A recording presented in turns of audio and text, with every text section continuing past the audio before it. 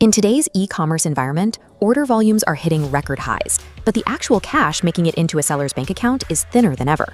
If you are building an online business right now and deciding to pledge blind loyalty to either Amazon or Flipkart, you are walking straight into a trap.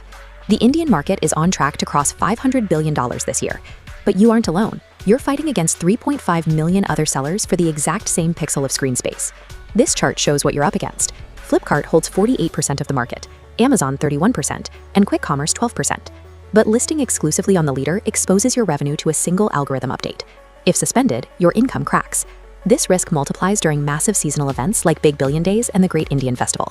The platforms use up to 80% off banners to drive insane top-line revenue spikes.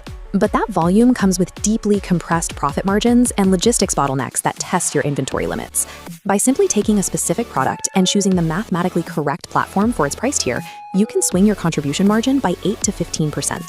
Every choice you make from here out pits capital efficiency against customer quality. Surviving 2026 requires strict platform arbitrage. You have to pit these marketplaces against each other based purely on your unit economics. Before we look at customer demographics, we have to look at unit economics, the absolute math that determines if your operation lives or dies this year. Look closely at this packing table.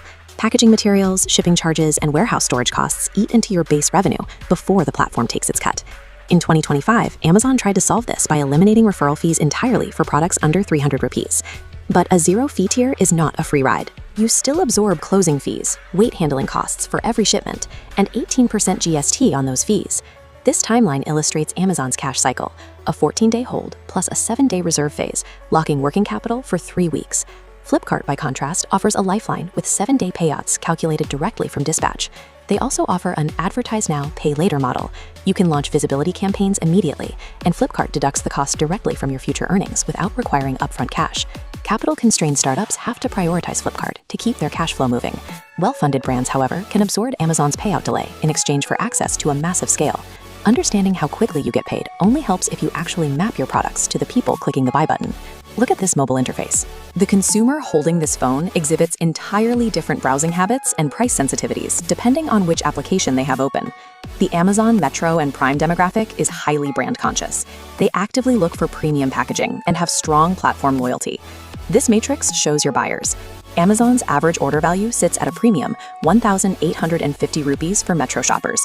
But reaching them requires steep advertising spend, often 50,000 rupees monthly. Flipkart dominates tier 2 and 3 markets. Order values drop to 950 rupees, but volume potential is massive. The trade-off is that this customer base is heavily deal-driven. They expect distinct discounts and rely heavily on cash on delivery. You have to ruthlessly map your catalog to these demographics.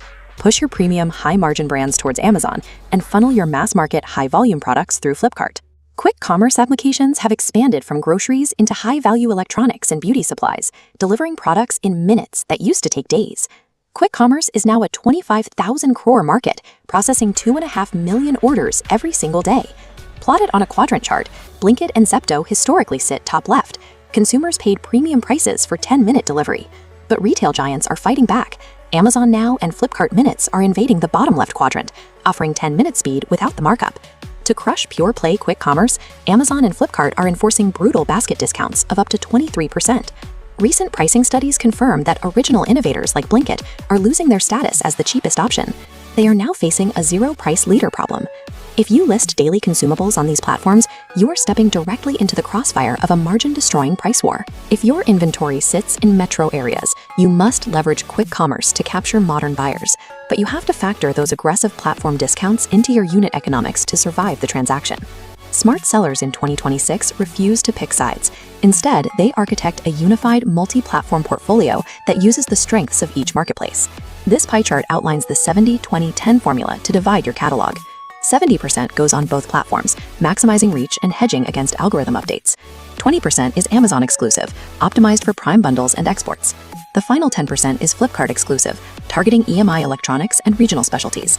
Executing this kind of platform arbitrage demands rigorous inventory management. You have to maintain a constant 15 to 20% safety stock buffer to prevent out-of-stock penalties across both sites.